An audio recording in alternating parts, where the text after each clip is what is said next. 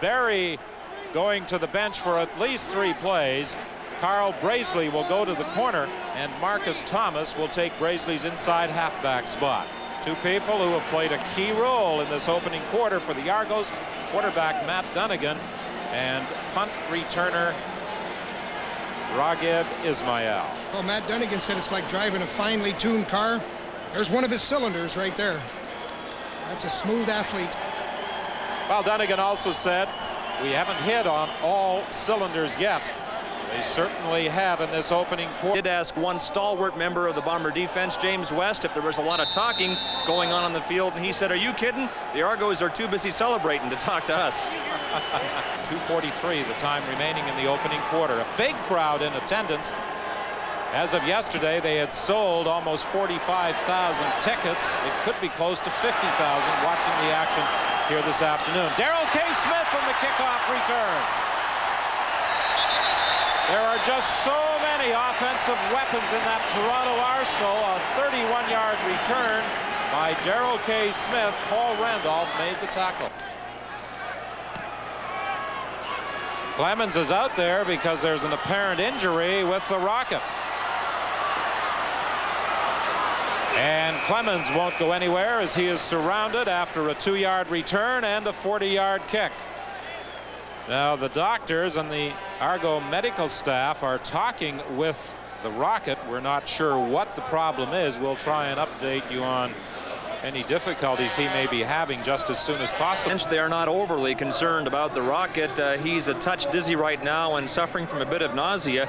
They think it might be the result of a hit that no one seems able to identify, but also because of physical exertion. He's run further and faster in this game, they say, than he has any all year long. But, Don, they do expect him back in the game at some point, perhaps in this quarter. Matt Dunigan is upset because of this shot. I mean, that's right below the knee. That can hurt your career, and Matt jumped up and told Battle about it. You know, he said, hey, you can tackle me up high. Well, this year, Dunigan missed 10 games as the result of a popped calf. That occurred in the second game of the season. Then he suffered a separated 13 remaining in the first half. And the Rocket is going to be taken off to the Argo dressing room. Nausea seems to be a bigger problem with the Rocket than any serious physical problem. He must have taken a good hit. I know nausea is part of it, but normally that's produced from taking a good hit. Well, that's a momentum changer. I think that takes a little bit of the heart out of Toronto to see one of their top guns going off the field like that. And certainly it's going to hurt Matt Dunigan's ability to find people open. So the Rocket heads off to the Toronto dressing room. And Argo owner Bruce McNall obviously has to be concerned. It hasn't been a great week for the owner of the Los Angeles Kings and the Toronto Argonauts. He has seen his Los Angeles Kings lose 3 games by lopsided scores to Winnipeg, Vancouver, and last night Detroit. Burgess on second down looking for a receiver, can't find one, and is taken down by middle linebacker Chris Gaines.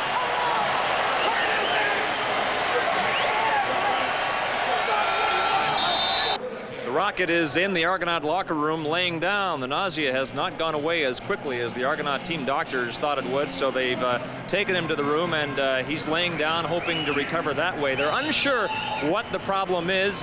No one seems able to remember if he was hit hard enough to become nauseous, so they're going to have a closer look at him, and he may not be back in this half, but they'll add it up, they hope, at halftime, Don.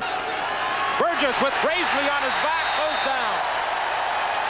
Brazeley blitzing from his halfback position, and Burgess never had a chance to throw.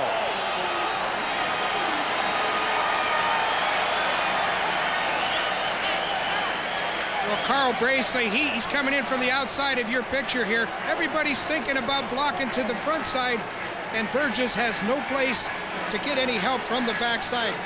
As he comes in, that's a headache right from the backside. The leader of their defense, Carl Brazeley, made a big sack. The Argos have only run the football twice this afternoon. Dunigan will throw again, this time to the pinball. He waits for Williams to make the block. Touchdown!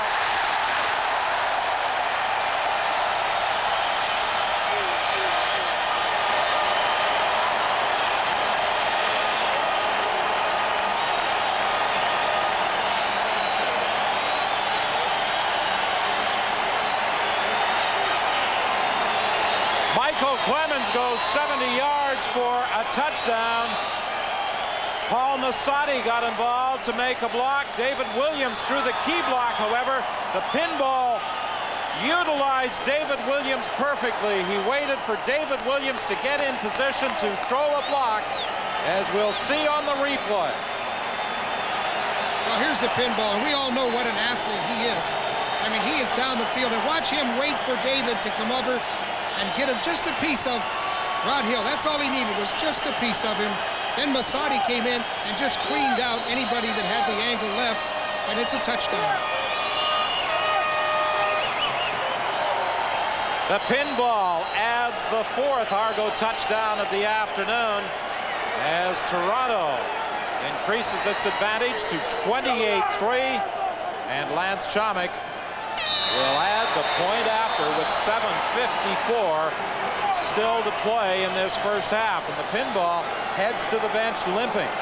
He said that knee that was injured initially on August the 27th was okay, but as he made a move trying to spin off an apparent tackle, he may have planted just the wrong way. But there's a key block by David Williams, and then Masadi gets involved, and you see Les Brown and Quincy Williams come in on the Pinball, and he headed off to the bench limping.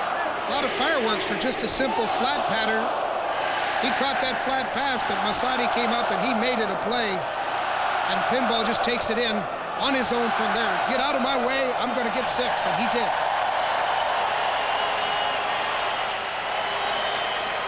Well, 4 of the Argos' marquee players, the Pinball, the Rocket, Darrell K. Smith, and David Williams, have scored touchdowns in the first half, and Matt Dunigan has thrown passes to 3 of them.